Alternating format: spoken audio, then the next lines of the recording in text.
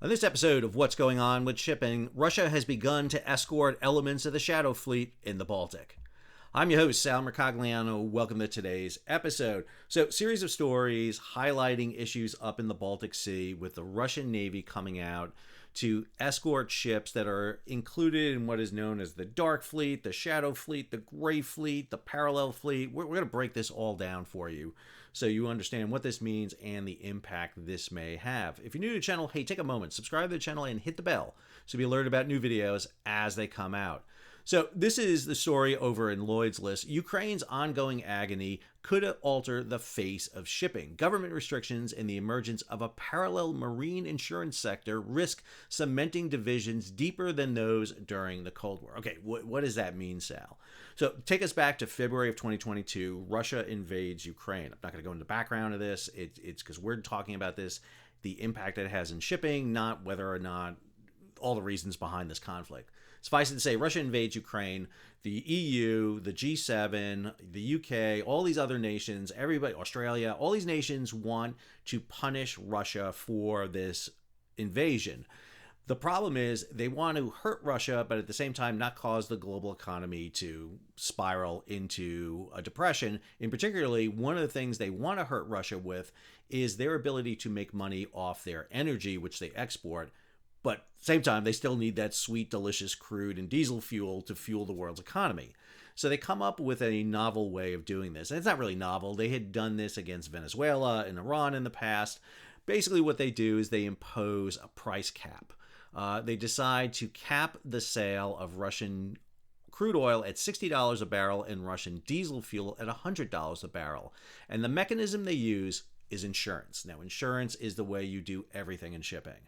And in the case of the G7 and the EU, they use these 12 companies right here. There we go. These are the 12 members of the International P&I Group, the Protection and Indemnity Group. They insure probably between 80 and 90% of the world's ships. And P&I clubs do the bulk of insurance for vessels. And understand, vessel insurance is a lucrative market, but it's also a very expensive market. Take the Dolly, for example, in Baltimore. Dolly was insured by one of these 12 groups. And one of the reasons these clubs work together under the International P&I Group is because for large payouts, they need to pool their resources together. Dolly is insured up to $3.1 billion. That's through one of these 12 insurance groups. And then they pool it together. They have what's called reinsurance, insurance for insurance companies. And they can pool their resources because, again, global shipping payouts can be astronomical in scale. And what the EU and the G7 figured is if the P&I clubs are not providing the insurance for the Russian ships, they won't sail. Well, you didn't understand the Russians, because what the Russians decided to do was to get out of this mechanism, and they created what's called the Dark Fleet, the Gray Fleet, the Shadow Fleet, or again, the Parallel Fleet. It's literally a separate group of merchant ships operating outside the bounds of the international norms. They don't have these 12 clubs insuring them. Instead, they get other insurance, or they have no insurance for them. They go get registrations or registries in nations outside the norm. They're not going to Panama, Liberia, and the Marshall Islands, which flag 50% of the world's ships. They're going to countries that have a lot of questionable assets. They're also not stopping in countries for fuel, to do transfers. They are sailing from Russia to ports of destination in India and China so that the ships are not subject to port state control. This is the ability of nations to inspect other flag nations to ensure they're meeting the standards set by the International Maritime Organization. So what we've seen since February of 2022 is this attempt to sanction the Russian fleet and in the Russian efforts to circumvent those fleets. Then you have this story from Maritime Executive. Finland reports Russia has begun naval escorts for the Shadow Fleet tankers. So now the Russian Navy, the Baltic Fleet specifically, is running safeguard for the ships of the Shadow Fleet, which raises the question, okay, why are they doing that? And what we see is really a series of issues that are prompting this effort, and it raises the potential for a high seas confrontation between ships of the Baltic states. This is Estonia, Latvia, Lithuania. It's Poland, it's Germany, it's Denmark, it is Sweden, and in Finland, dealing with the passage of vessels from Russia out through the Danish Straits out into the international market. So one of the things that's prompting this is the Baltic Sea has become a battleground for what we call gray zone operations, not direct confrontation between Russia and other nations, but indirect conflict, and particularly a series of attacks, accidents, whatever you want to call them, on cables, pipelines underneath the Baltic Sea. Now, you may remember this all started back in September of 2022 when 3 of the 4 pipelines of Nord Stream 1 and 2 were destroyed by explosive blasts. And depending on who you're following, who you want to listen to, this was the Russians, this was the Americans, this was the Germans, this was the Poles, this was the Swedes, this was Ukrainians, could be aliens. I'm sure there's a channel out there who says that aliens landed and blew up the 3 pipelines of Nord Stream. But suffice it to say that the pipelines and cables on the bottom of the Baltic Sea have become targets, and increasing targets. So back in October of 2023, a container ship, the New Polar Bear, dragged its anchor and severed several links between Finland, Estonia, and Sweden. And I'm of the belief that this was an accident. I've done a series of videos on this, and I'll have links above. You can go take a look at them. But New Polar Bear was a very high visibility ship. It was one of the very first container ships that was making the run from China to Russia via the Northern Sea Route. That is the Arctic route.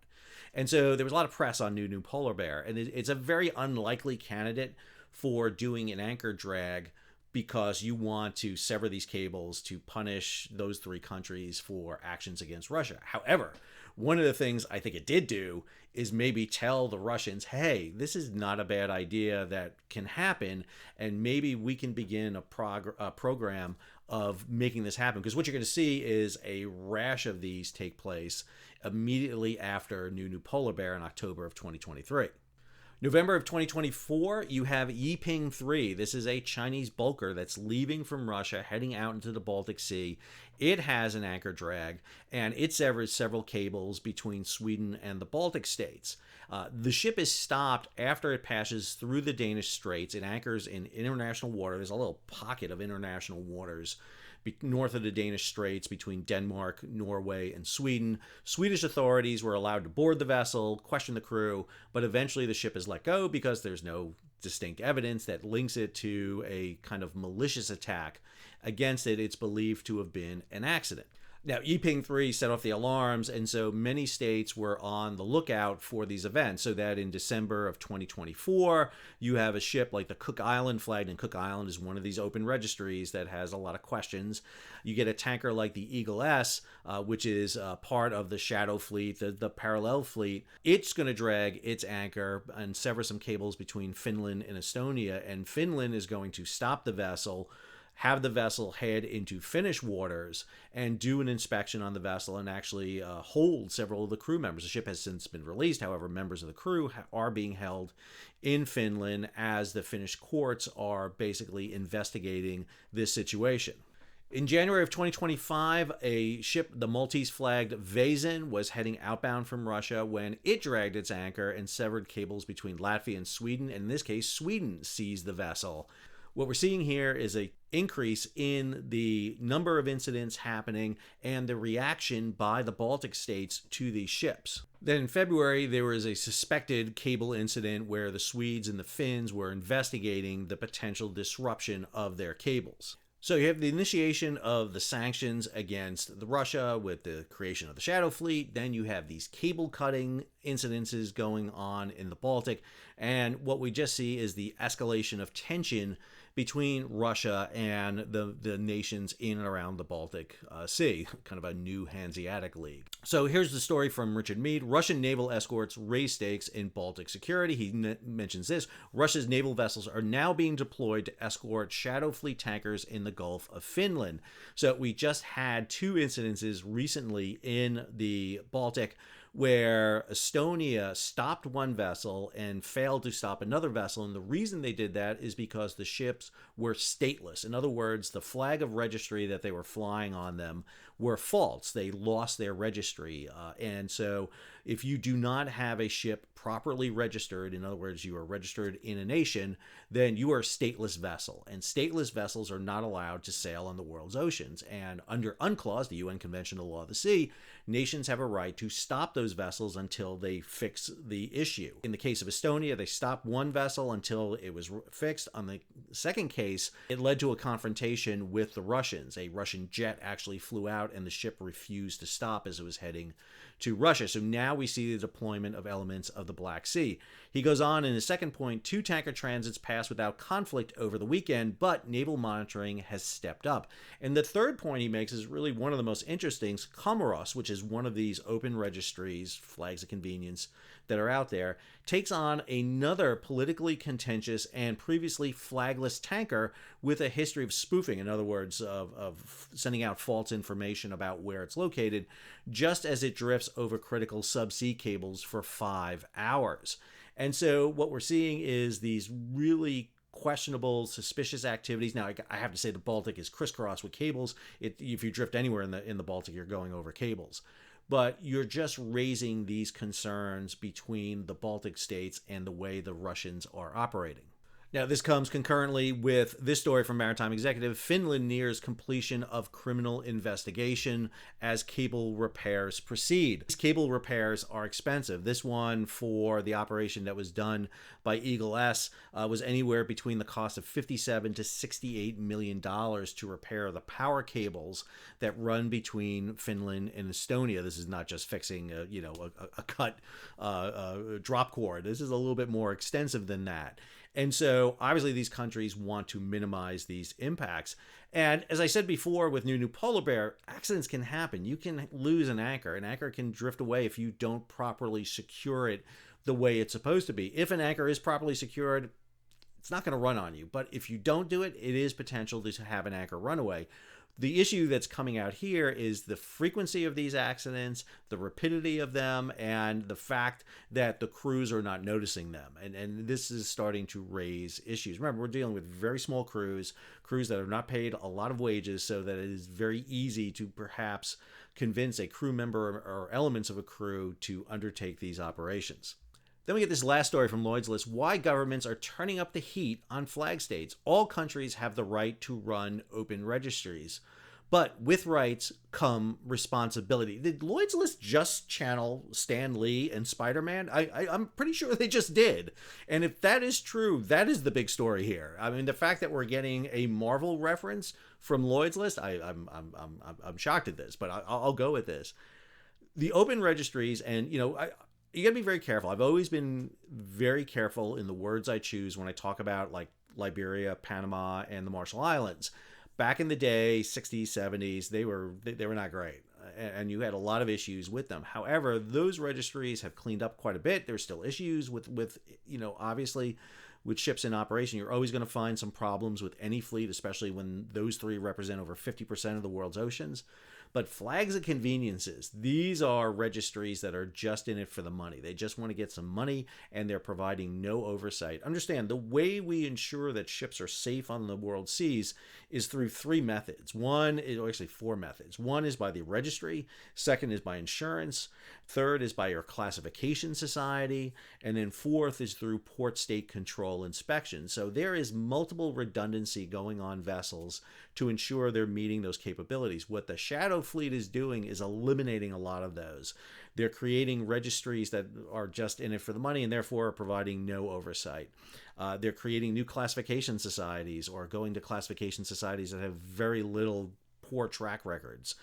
They're not stopping in countries where port state control can go. And in some cases, the ships are operating without insurance. And you may sit there and say, okay, Sal, what does it matter if a ship is operating without insurance? Do I really care? Well, if an accident happens, you need that insurance company to pay out those incidences. If this ship has a collision with a container ship or a passenger liner, that ship has no insurance. And so who pays for the cleanup? Who pays for the loss of life? This is a very important element. And a lot of this falls on the International Maritime Organization. All right. That sets up the issue. Let's take a look at what we've seen just transpire over the past week. All right, I'm going to give you a run of stories from G Captain to give you just a synopsis of what this means and what the impact has. So, stories from Reuters: Estonian Prime Minister vows to keep up checks on Russian shadow fleets. So, this is before Russia announces their escort. So, the Estonians in particular are really the ones who are providing a check. Remember, Estonia is just outside of Russian territorial waters. It, along with Finland, has been the subject to numerous of these attacks so far. The story from Mike Schiller: EU's largest ever dark fleet sanctions package still leaves major gaps. We're seeing other elements here to target the Russian shadow fleet, and particularly individual sanctions, so that if you trade or do business with any of the ships on this list, you will be sanctioned yourself, or you can be subject to fines. So they're using other methods now beyond the insurance from the P&I club. So again, the European Union, the UK, the United States are using these sanction packages. The United States has been doing this through the State Department's OFAC, the Office of Foreign Asset Controls. Been doing it for a long time against Iran and Venezuela, and they're expanding it now against Russia. Poland says key infrastructure at risk after Baltic Sea incidents. This has got all the Baltic states in alignment together. Again, the rebirth of this Hanseatic League of the northern states of NATO. This is, some people will call this a NATO lake. I don't like that term because Russia has access to the ocean. You can't block Russian access to the ocean. The Baltic Sea, the Danish Straits are open passages under UNCLOS, Article 19. All states have the right of innocent passage. However, if the ships are not innocent, if they're flagless, if they're perpetrating sabotage, particularly against communication cables, then states do have a right to stop those vessels and investigate them. And this is a confrontation we're seeing now up on the Baltic. Here's the story from Mike Schiller: G Captain, Russian naval escorts guard a shadow fleet in the Gulf of Finland. This could be a real big question about, does the Russians have the assets to actually do this? The Russian Baltic fleet is not one of the biggest fleets that the Russians operate, and the volume of traffic that goes through the Baltic is actually quite large. At any one moment, you can see about 2,000 vessels operating up and around the Baltic. Give you an idea, this is marine traffic. Here is the Baltic Sea. This is the Russian ports: Primorsk, Ust-Luga, St. Petersburg. This is where the Russian ships are coming out, sailing through the Baltic Sea, heading through those narrow Danish straits between Denmark, Sweden, and Norway, and then out into the North Sea. Here you can see the volume of tankers that are just coming through this area, almost exclusively heading up here toward Russia. So a lot of traffic that would have to be monitored by the Baltic states. And when I say Baltic states, I'm not just meaning Estonia, Latvia, and Lithuania. I'm talking about all the nations in and around the Baltic. This story was interesting, a little bit outside what we're talking about here, but the EU is unveiling a Black Sea maritime security strategy amid escalating threats. I assume we'll see one coming from the EU and NATO regarding the Baltic Sea very soon. Although it has taken the EU 3 years to unveil a Black Sea maritime strategy, there's no telling, but I think the Baltic has got everyone's attention in a much better way than the Black Sea ever did. This is the other thing that's really twisting this story a bit. Falling Russian oil prices drive exports value to 2-year low. The falling value of oil right now is forcing Russia to export more energy. Because of the decreased value, they have to increase their exports to keep their revenue up.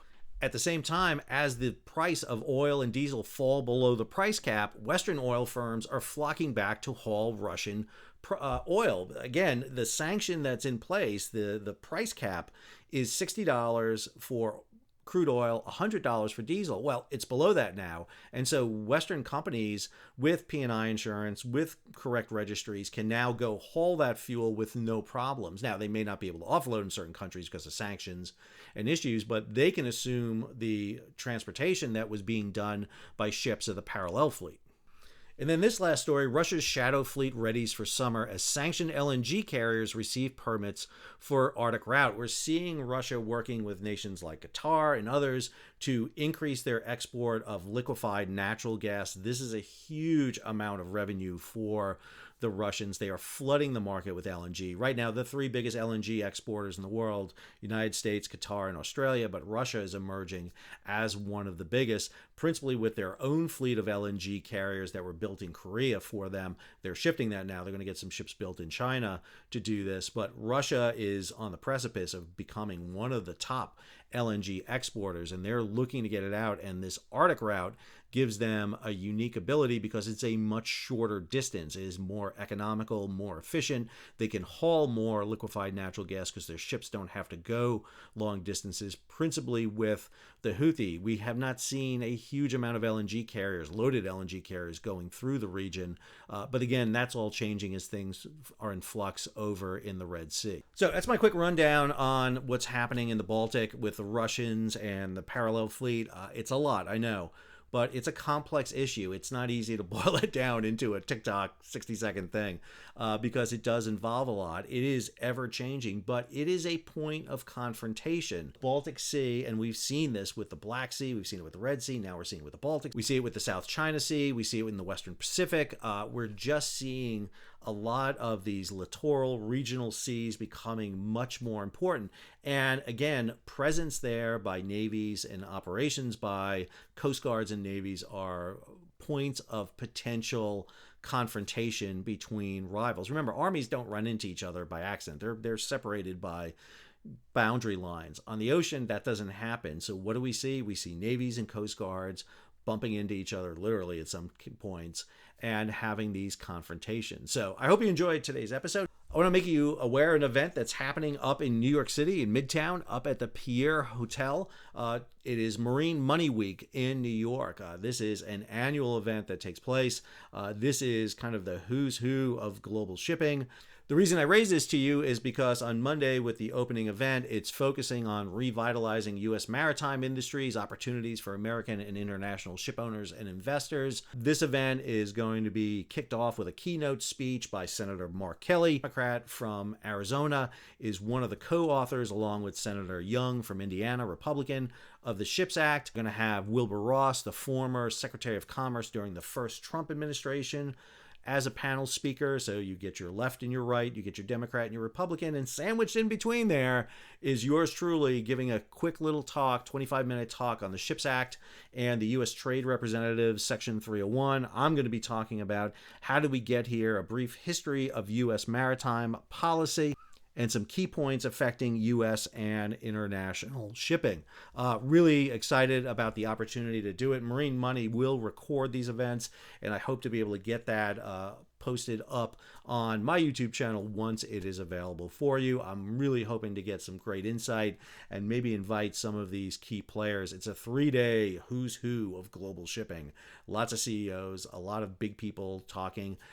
So I'm just excited to be able to sit there as a fly on the wall and hear what is going on. I think a lot of the reason for the invite to this is not just me, but you, the viewer of this. You got us over 500,000 subscribers.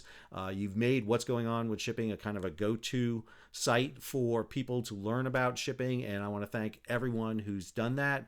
We're getting close to a couple other milestones, going over 100 million views of the channel, over 10 million hours of people watching this channel. What is wrong with you people? 10 million hours of watching me? This 10 million hours? I got to tell you, my wife, my family, even my dogs don't want me for an hour.